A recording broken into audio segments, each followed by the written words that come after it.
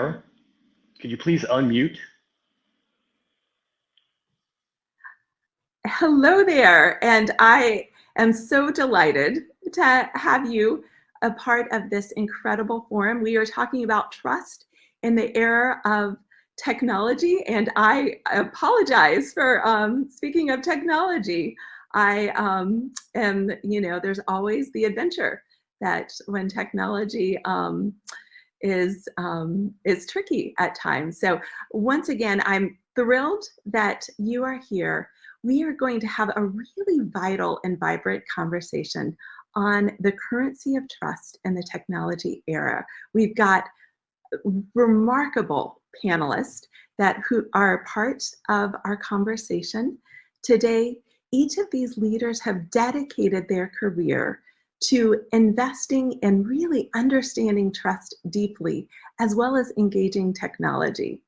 Our time together, we are going to have a true forum, so we invite your voice to be a part of this conversation. So please put your ideas, your insights, your questions in the chat, and we will engage that as we go along.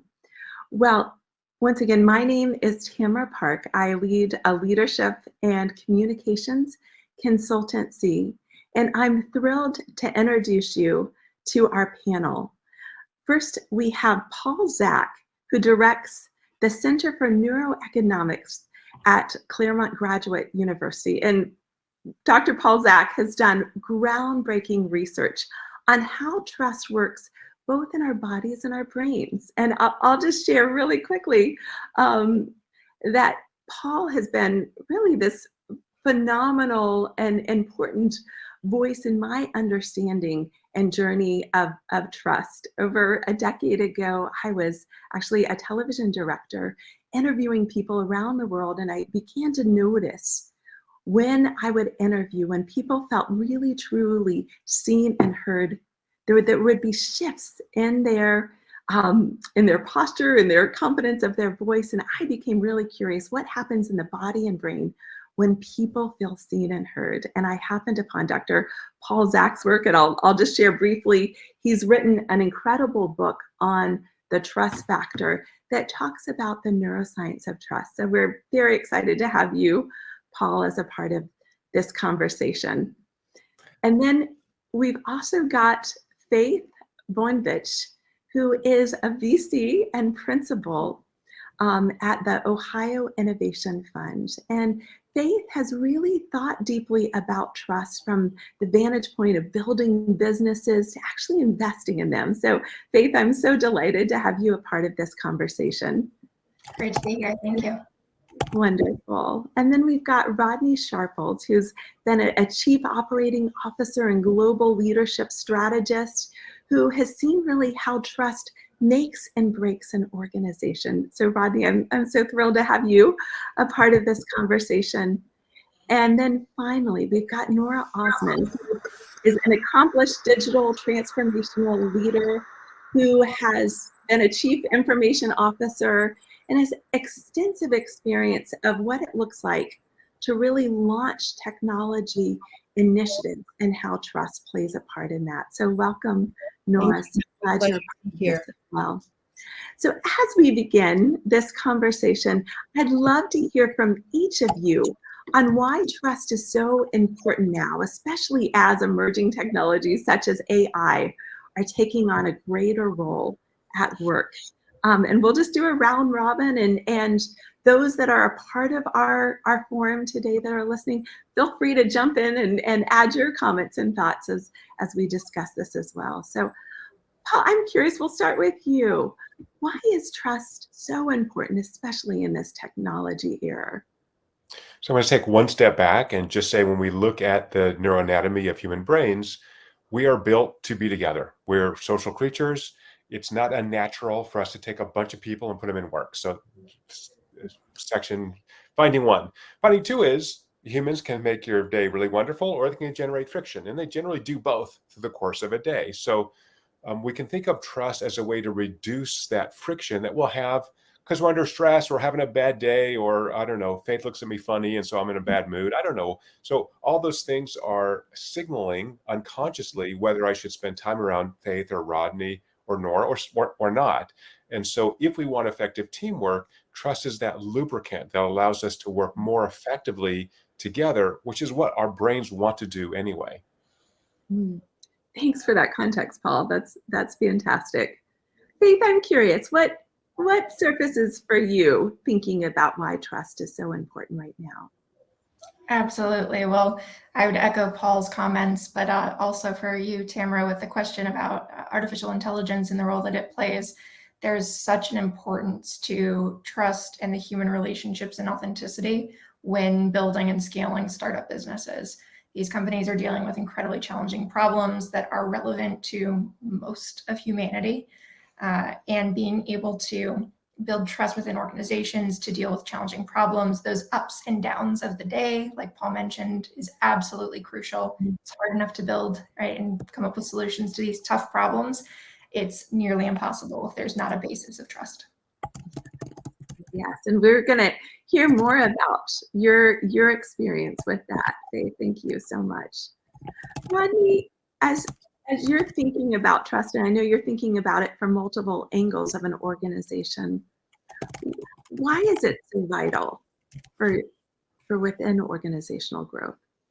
Well, from an operations perspective, we have the ability of looking across the entire enterprise, and as part of leaders inside any organization, we typically ask our teams to trust us because we are structured, we're set up as the leadership levels of an organization, and we ask them to trust and to believe in who we are. To be more specific about artificial intelligence, when we try to introduce emerging technologies, especially those where there's an uncertainty to the people inside that organization, the potential implications of how it's going to affect your business, your staffing models and such, and even those such as AI that have a very heavy public scrutiny and are very emotionally charged. People and leaders need to lean into their trust capital is one of the ways I like to think about this. We build trust through authenticity, clearer communication, greater interaction with individuals, active listening, and ensuring that we're implementing the right things for the right reasons, and that we can build allyship inside the organization and also stability through trust. Thanks, Rodney, and we'll put this all together in a moment, because I love that we're talking about the physiology, also the foundation of trust in building businesses, and then trust being really this lubricant to actually make the operations of a company work. Nora, from your vantage point, as someone who's been involved in so many technology initiatives, how are you thinking about trust, and why is it so important in this technology era? Great question. I have to echo what everybody else is saying. It's so foundational to good interaction and communication, but I also think it's basic psychological safety. How can you bring your best self to the workplace and do your best work if you don't have trust, if you don't feel safe?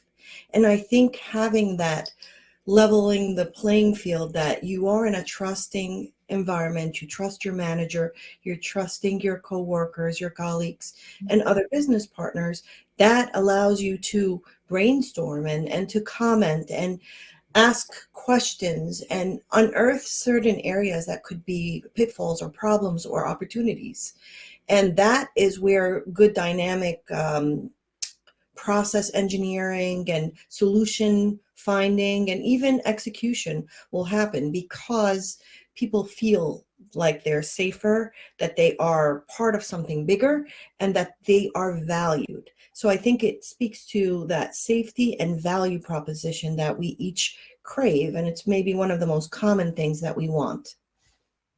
Nora, thank you for that. And that, that makes me think about Google's Aristotle project, where they, engage so many different combination of teams to see what was critical for high performing, high productive teams. And they named psychological safety, and they really named trust. And I know, Dr. 𝗏𝗂𝗑, you've studied this deeply, and you've done actually really vital, groundbreaking work on the neuroscience of trust. Can you tell us a little bit more about what you've discovered, and maybe even a couple of the experiments that I know you've done it from Papua New Guinea to, working with the top CEOs. What have you learned on that front about how trust works? Right. So trust is associated with the release of a neurochemical we showed called oxytocin, which is produced in evolutionarily old parts of the brain. So this is well out of conscious awareness. So by knowing this network of trust, the network that oxytocin activates, it allows us to ask very specific questions, like what promotes trust or what inhibits it at the neurologic level, as opposed to self-report. Because how much do I trust you, Tamara? I mean, I don't know. Compared to what? Compared to my kids? I mean, it's very unclear. So when we're asking people about things like psychological safety, the precursor for trust, I've got to be comfortable. What we've done is develop technologies that will allow us to measure in real time, actively, am I psychologically safe, second by second? So I can then quantify whether I'm in a healthy, emotionally healthy, productive workplace or a toxic workplace, number one. Number two, then I can quantify the value that my brain gets from social interaction. So this is something we've done in the last couple of years. Creating technology lets us measure this unconscious emotional response, so I can begin to curate my life so that I'm around people that I can be productive and get the satisfaction from doing good work with. And from a leadership perspective, I can look at my organization and ask, hey, am I actually creating an environment where people can thrive on the, individually, organizationally, and even societally? So we've shown, as you know, Tamara, that when people work at high trust organizations, not only are they more productive, they're more satisfied with their jobs, lower job turnover, fewer sick days, right? They're not getting beat up at work, but they're also more satisfied with their lives outside of work. So I think once we think of all the stakeholders in an organization, we think that trust is this kind of sufficient statistic, as we say in mathematics. It's an overall measure that captures whether that's a healthy organization or not. So it's really essential. So key takeaways from what I said, these are all now measurable in the last 5 years of creating technology that anyone can use that lets us measure psychological safety second by second all day, and lets us measure trust. So once we have those tools, then we can actually manage clearly so that we're increasing psychological safety and trust and creating an environment where everybody thrives. Paul, I think it's extraordinary. And can you share with us, just for those that don't have that context, how are you measuring this? Because I think this is really fascinating about how you're actually going about seeing people's oxytocin levels shift according to the psychological safety and the trust that they're experiencing. Yeah, thank you for asking that. So, as you know, Tamara, the original work we did in the early 2000s involved very rapid blood draws. Look at these changes in neurochemicals. But neurochemicals induce electrical activity. And so after many years and funding from the US taxpayers, which is very wonderful, we created technologies that let us measure both psychological safety and human interaction in real time. So I'm actually measuring mine right now. So that smile means I'm getting a lot of value out of this relative to my baseline, which would be flat. And my background is false. I'm a little bit stressed talking to you people, but I'm not in the number. Right? So we're pulling data from smartwatches. So it turns out your brain's embodied. I know this is a radical idea, but we very carefully over many, many years traced out the pathways from this network in the brain that quantifies the value of social interactions, trust, and psychological safety. Those are two different networks, and traced out how they go through the peripheral nervous system so that we can pull data from smartwatches and give people the tools that they need to manage their own. I call this emotional fitness. I want to be in an emotionally fit workplace, right? I don't want to be in a place I'm getting beat up and people are screaming at me. Can we agree, you people? No screaming at work ever. There's no yelling. If you're yelling, you gotta learn how to emotionally regulate yourself, because it doesn't really work well. No one likes that. So first of all, learn how to manage your emotions and learn how your emotions are affecting other people. So I think that emotional information is super valuable. We can sometimes see it when people are super stressed out in the extremes, but second by second. We can't do it. If I ask you in a survey, again, I'm in the self-report conscious mode in which I may not know my emotional state. So anyway, yeah, it's been a great ride to create a technology that anybody can use to make life better. Well, I do think that that is such a paradox, because we're talking about trust in this technology era, and that AI, I think, is causing a lot of questions and anxiety about trust. And yet, how fascinating that you're using technology to actually help people get a gauge of their own trust and hopefully build that. So, we're one of the questions that was just posted was, what are practical steps that people can take to increase trust in this AI-fueled world? And so we'll go back around to you, Paul, in a moment to get more of your insight. But Faith, I'm curious about your insights on building trust. And you're coming from an interesting vantage point where you're in what can be a high-stressed environment, working with startups as a VC, and you're younger than most of the people in the room. You're a woman, which is, especially in the VC world, is not the typical reality.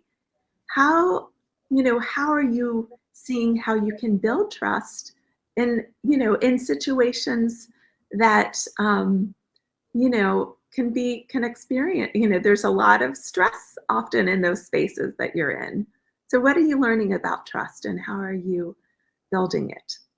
Yeah, Tamara, it's a fantastic question. And I think maybe there are some overlaps with the question from the audience on practical steps to build additional trust in an AI-fueled world. But the piece that really sticks out to me is, and what no AI, at least to this point, as far as we know, can really approximate, is, each of us are unique human beings that bring our own perspectives and histories and challenges, traumas, opportunities, growth. The more that I find that I can leverage that and build authentic connections with the people that I'm interacting with through the startups that we work with and their leadership teams, their new hires, even other investors, the more trust can be formed quite quickly. And so being able to do that, and I think another reality that can be challenging is that not all of these instances of building trust or psychological safety are in hunky-dory ideal situations where everything is going well. Sometimes they are very stressful, or they're very differing opinions that are around the table. And so being able to put norms into place that allow for trust to be something that is built off of as a foundation, as opposed to, broken down in challenging interactions. It's when it is arguably most important to have those kind of interactions that are trust-based and psychologically safe. So what are we doing in the downtime when things are a little bit more peaceful, to be able to form that with our own organization and team members, and then with the companies we work with, and direct tie-ins with the AI side. Lots of changes are coming very quickly. They're not going anywhere, but that human connection, to Paul's point, that's not going anywhere, at least for another several thousand or hundreds of thousands of years from an evolutionary perspective. Well, Faith, I think that's so fascinating, and I really appreciate your insights teamed up with Jessica's question that she just posed. So Faith, I'm hearing that trust is so critical during those times of high stress and where there's real challenge.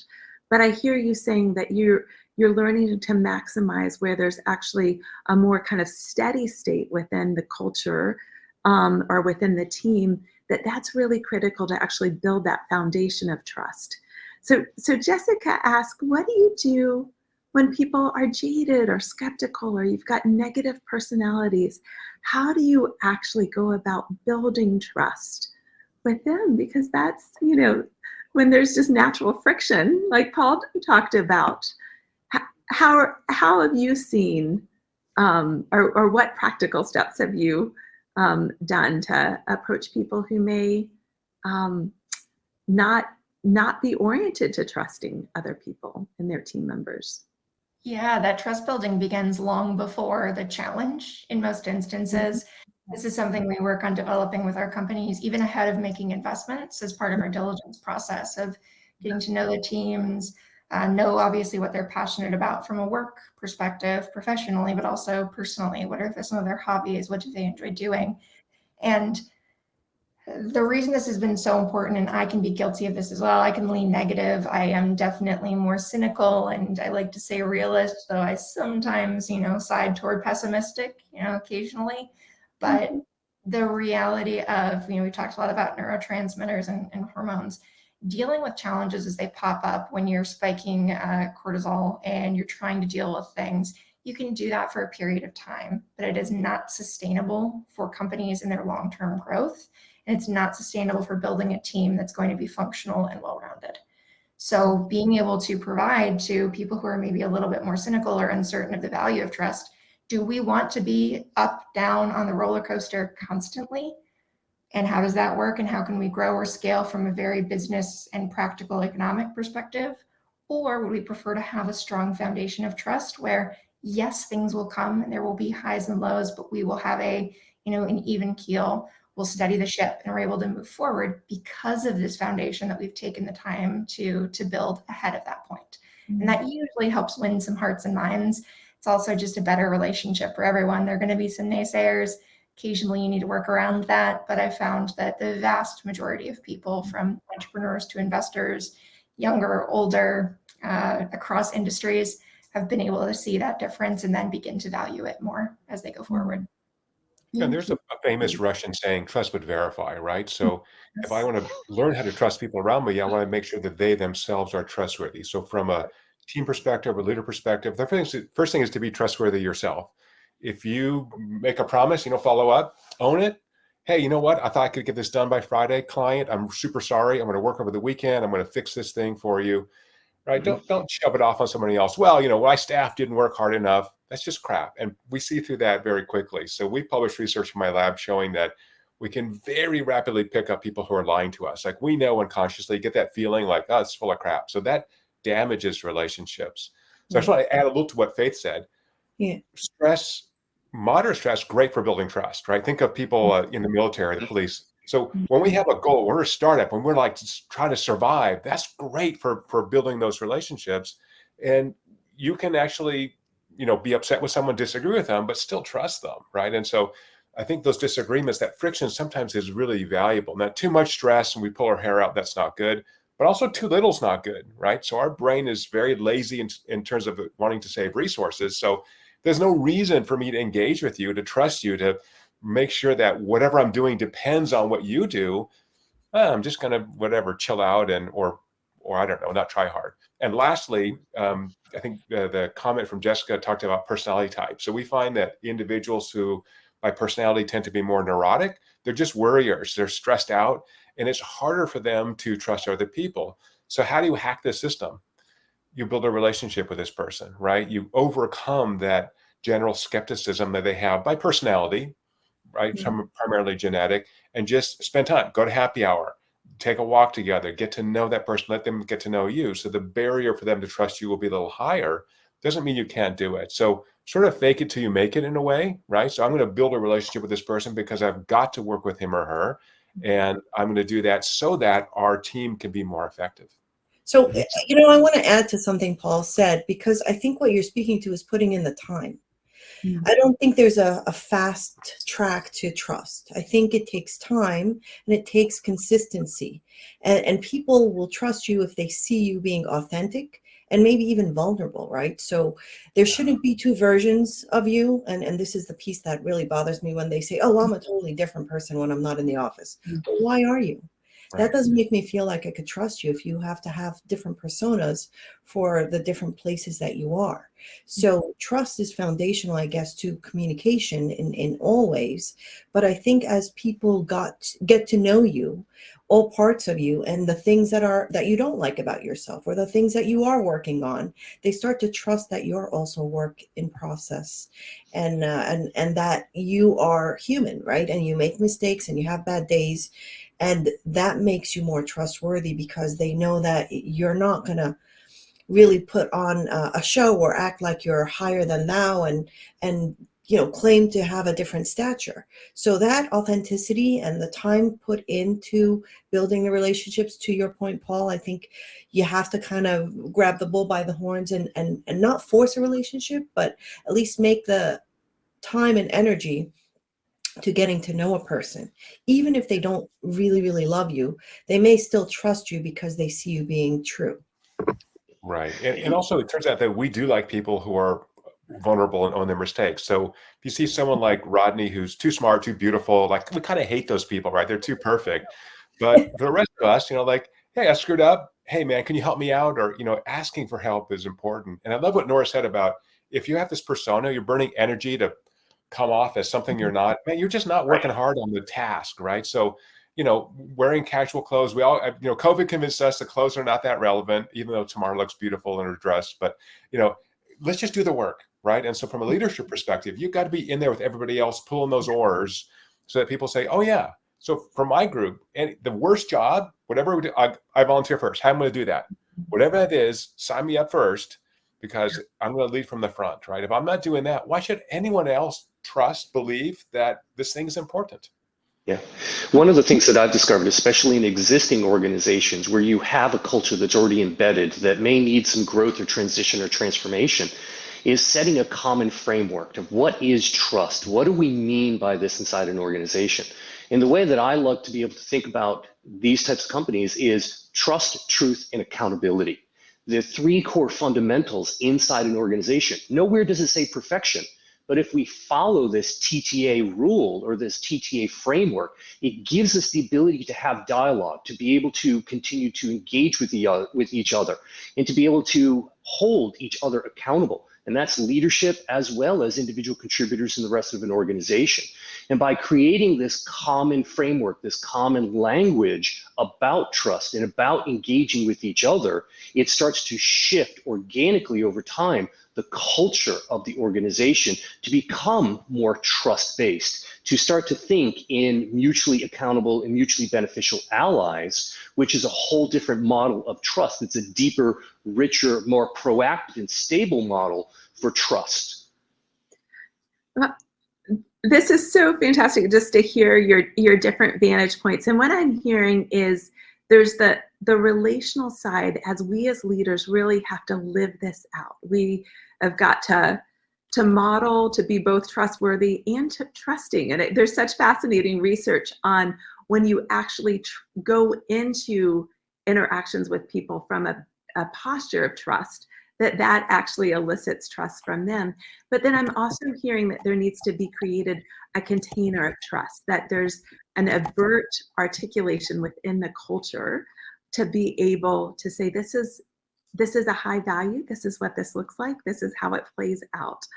And I'm gonna go back to one of our audience's questions that I think is really valuable, that says, how do you build trust if people are introverted or they're shy? And I know, Paul, you just mentioned that you've looked at different personality types. I wonder if you want to start there of what your research shows with trust in different personality and communication styles. Yeah, it's a great question. We haven't found neurologically that the activation of this network for trust is different by introvert or extrovert.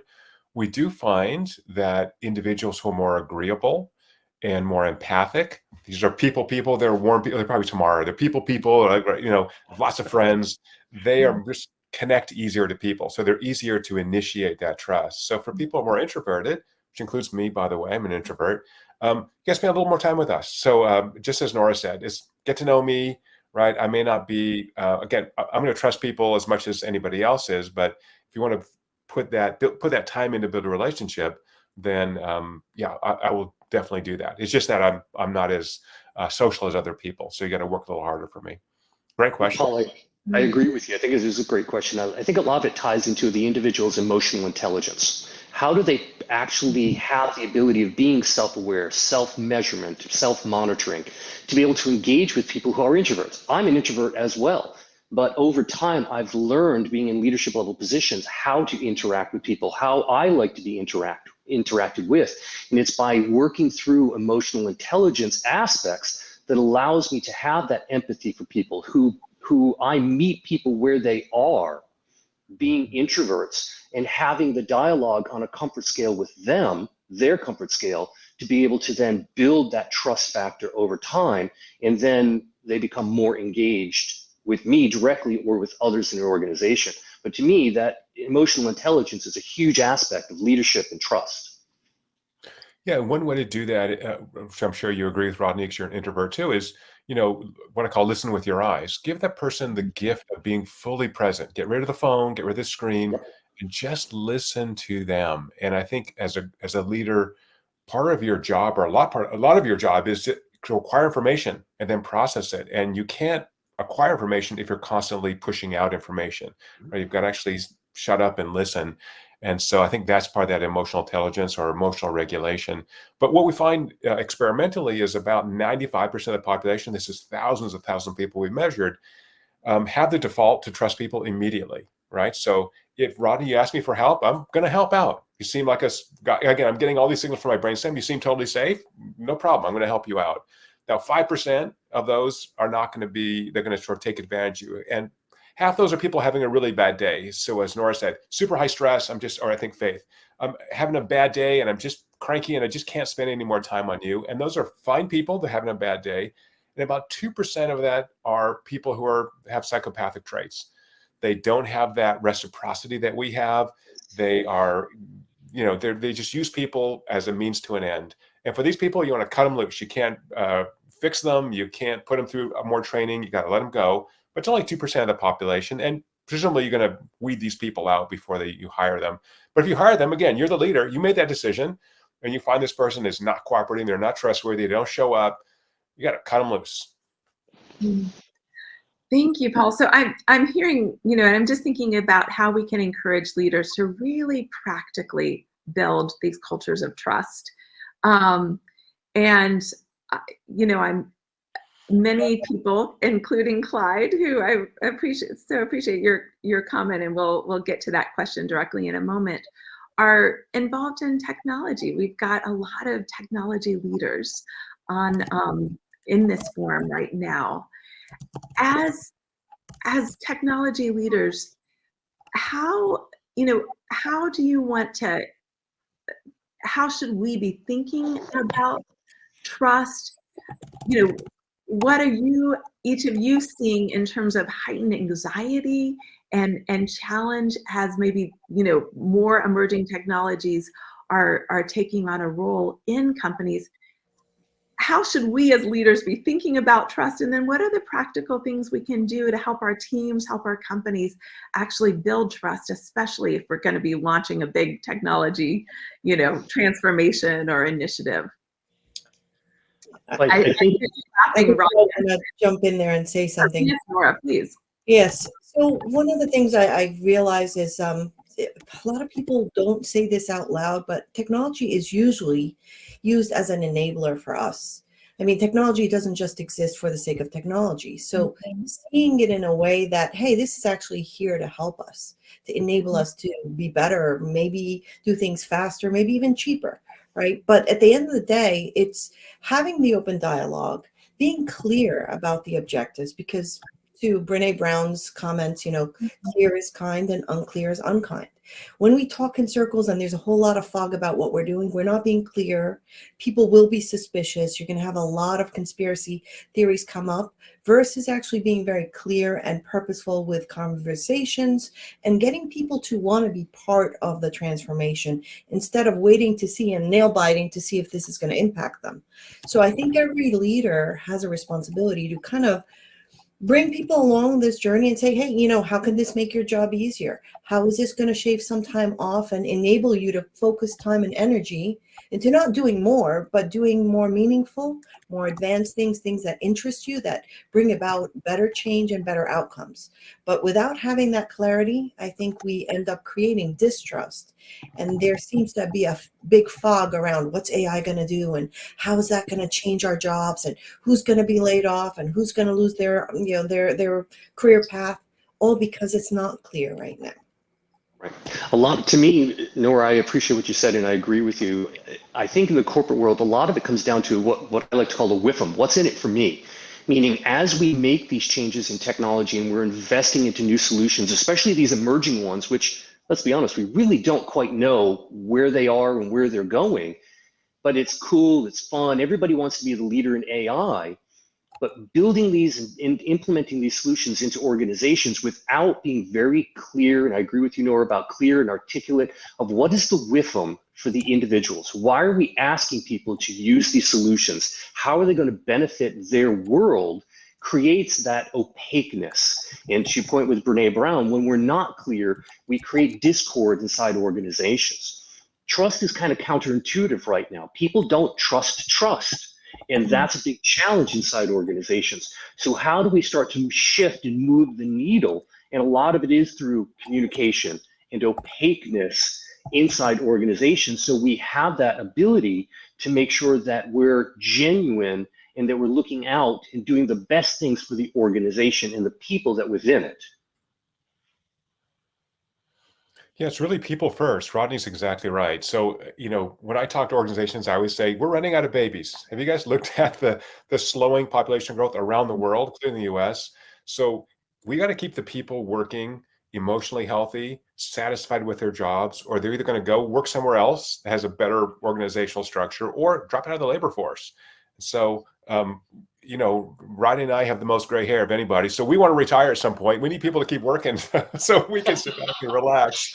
So I think it's imperative that we think about the larger sense, which I call emotional fitness. If we are not concerned with people's emotional fitness, just like we are with physical fitness, and emotional fitness includes emotional insight, regulation, as Rodney said, trust, psychological safety, all those factors impact you at work and at home, as Nora said. So if I'm a different person at home, then my work life is going to be messed up. And if have a messed up home life, my work life is going to be messed up. So let's give employees the tools to really be successful as human beings and not as human capital.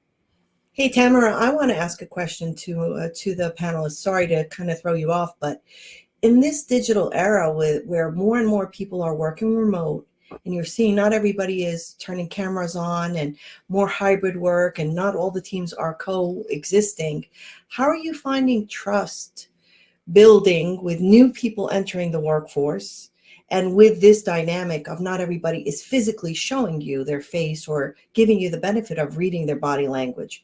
What are your thoughts on that? Faith, I'd love to hear from you. Yeah, I can jump in here, and aspects of this are also on that generational piece. So I also identify as an introvert. So there's that component, but there's also stark contrast in many, generational divides, not always the case, but many times, on how people prefer to work and what really allows them to build that additional trust.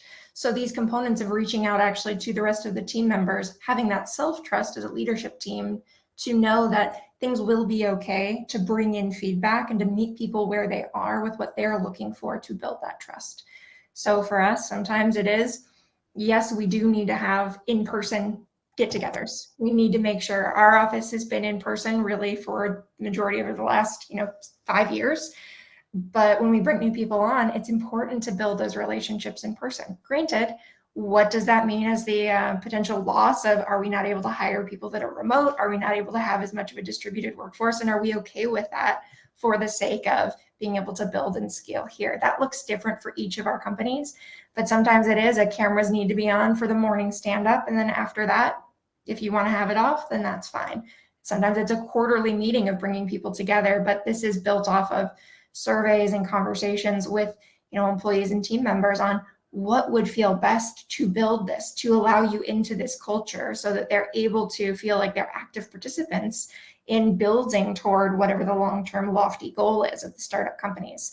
That has been the critical component. And it is challenging for people, especially just out of school, who've dealt with COVID, bringing people in. But that's challenging because, one, there's very different expectations on both ends, but two, there is some level of meeting in the middle that can happen. And so leadership teams being, clear and comfortable with what can we do and sharing that with the rest of the workforce, as opposed to, just stalwart, we're only going to stay on our old ways. And that's change. It's the only thing that's constant. And it's really incredibly important to continue building trust with people coming on board, whether they're face-to-face or not. Mhm. You know, a big believer in cheating, Faith. Pay for lunch. You know, have pizza and beer on Friday, whatever it takes. And from a leadership perspective, they need to show up, right? If you say, hey, you guys should all be in the office, but I'm going to be traveling it doesn't work. So I think having that flexibility, but creating the office as a social emotional hub where cool people are doing interesting stuff. I want to show up. That's great. But yeah, if everyone's hybrid, I think, as you said, at least once a month, get everyone together as much as possible, and then have a quarterly, you know, couple day offsite. It's just harder to work when we have this scheduled meeting. So you know, everyone knows before we got on here, we got on 10 minutes early and we chit chat a little bit and said hi and all that. So that's what humans do. But at work, we do it so much more with more bandwidth, right? I can see you, I can hug you, shake your hand, whatever that is. And we're building those ties that pay off in terms of higher trust, higher productivity, higher job satisfaction.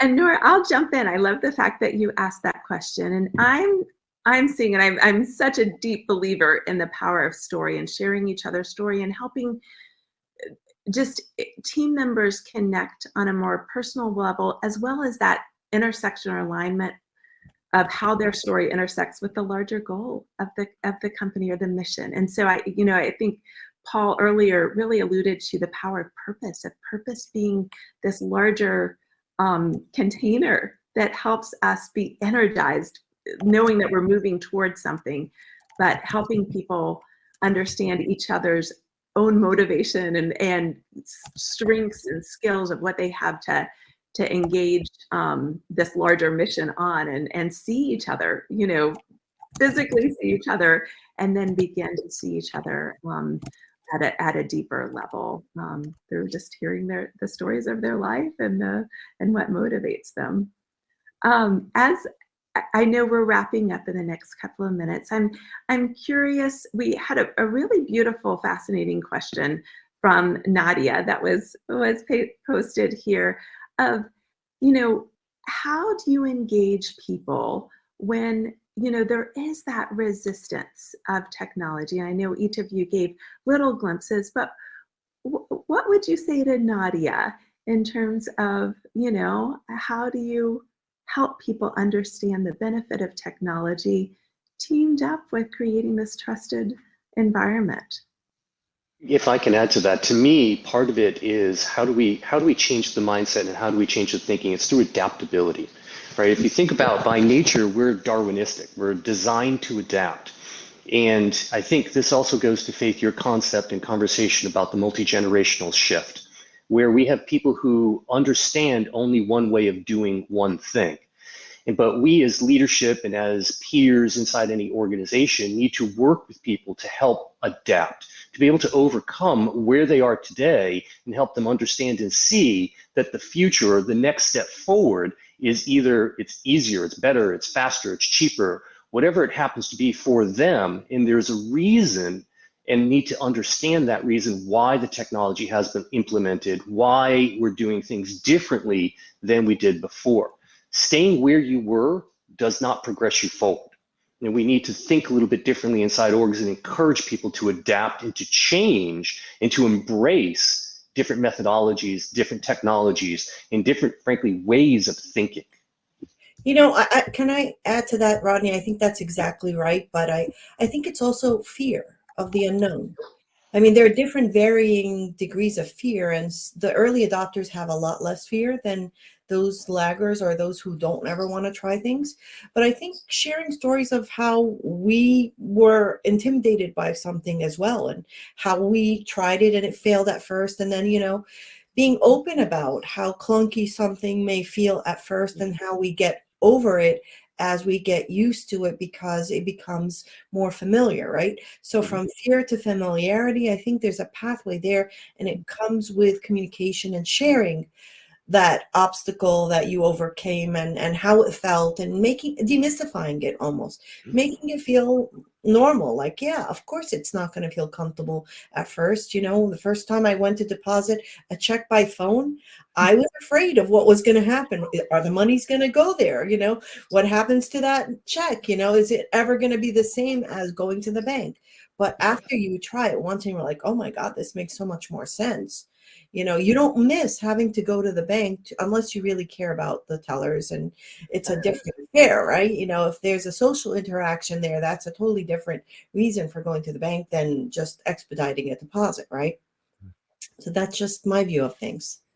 Yeah, and I can give a very practical perspective, which we tend to have a little bit, we tend to have fewer issues with this because really across our startups, stagnation is death. So if they're not moving forward and adopting new technologies to make them more efficient or more competitive, they will fall by the wayside. That being said, amongst some of our investor groups, you know, there can be a lot of concern over making a big change, especially if there's some significant budget that comes along with that. It might be more efficient or cheaper in the long run, but how do you get to the point where that's supported? And I'd argue one of the ways that's been helpful is, you know, every time, for one specific example that I was going through and doing something manually, I would track that up and say, you know, okay, I'm able to do this, but I spent, you know, 5 hours of this day focused in on moving forward this older process. This other solution, yes, it costs $15,000 for the year, but that's, you know, 5 hours every month that I don't need to spend on doing this manually. That seems like it's a pretty good investment going forward and being able to bring other people in, and all the information is accessible and standardized. But it did take a couple months of going forward and saying, here's really the cost benefit analysis to get that buy-in. So I'd say sometimes, especially for those folks at the leadership level who are more concerned about moving forward, it can be a slow path, but slow and steady with that data to really back why this makes sense and will be beneficial to Rodney and Nora's points. That can be incredibly transformational once that pivots, and then quicker as you go forward, because there is that building of trust and that understanding that, hey, we tried it and the world didn't fall apart. Well, thank you all for this. And really what I heard today from each of your brilliant insights is we are wired for trust, that when there's high trust, we are more productive, effective, engaged, profitable, and that trust is really an invitation for a much more authentic and holistic life. So as we talk about being in the technology era, I'm really hearing from each of you that we're in the human era, and that having emotional intelligence, really living out, being trustworthy as leaders, living that out as each of you really articulated so well, that it's a matter of us, especially as leaders, taking the time. I heard the importance of clarity in communication, that if we're going to address people's fears, which I think is one of the biggest inhibitors of trust, and I think there's some neuroscience behind that, that we really have got to communicate again and again why things are important, how we're taking people on a journey, having patience, and that it can be a process, but a process that is worth the energy and the effort. As we close, any final words on the importance of trust and just what you want to leave our audience with as we close? There's a great book by 𝗬𝗂 called Trust and Inspire. I don't know if anybody else has read it, but I highly recommend it. It's a great read. Wonderful. Thank you, Nora. That sounds like a great resource. Paul, any technology? Yeah, so we have a free app. You can use it now. If you go to besttuesdayever.com, you have a link. You can download the app and start measuring yourself. So first thing is, am I, behaving in a way that affects trust in others? And so anyway, lots of free stuff on there. So help yourself and use those tools. I love that. Thank you, Paul. Rodney, what would you leave us with? I would encourage everybody to dig deeper into the concepts and models of emotional intelligence by Daniel Goleman, Richard Boyatzis. They are the founders of the whole concept of emotional intelligence. One, it really helps you better understand yourself, where you are on your personal emotional intelligence scale, but also how to better interact with others. And again, to meet people where they are, share empathy, understand empathy, and it really becomes a human-to-human transformational process. Wonderful. Thank you, Rodney. And Faith, any resources or final thoughts? Yeah, so one resource that I'm actually just beginning to explore myself is on positive intelligence, and really being able to identify as leaders, what are the saboteurs or the pieces that are holding us back from maybe being more vulnerable or being able to show up in ways that help the organization function more sustainably and with a higher level of baseline trust to begin with. And then also recognizing that this is not necessarily an easy process. It is very worthwhile, but depending on who you're working with, it can take a little bit of time, but it is critical for the long-term growth success of that, yes, personal life, professional life, and all the wonderful collision points that happen in between. So words of encouragement for anyone who's working on this as a leader or as someone who's kind of leading from behind and trying to work something up through an organization. It's worthwhile, and keep going. Wonderful, Faith. Thanks so much. And I can't resist plugging The Trust Factor again with Dr. 𝗂𝗃. Just such a fascinating book on just how we are truly wired for trust and what it takes. What a gift to be with each of you. Thank you for the audience for the great questions. And we'd love to continue the conversation. So feel free to reach out to any of us on LinkedIn, and we're cheering you on as leaders who are thinking really meaningfully about trust because it matters. Thanks so much. Thanks, Tamara. Thank you. Thank you for joining our digital dialogue. Be sure to join our next digital dialogue on the first and third Tuesdays of every month.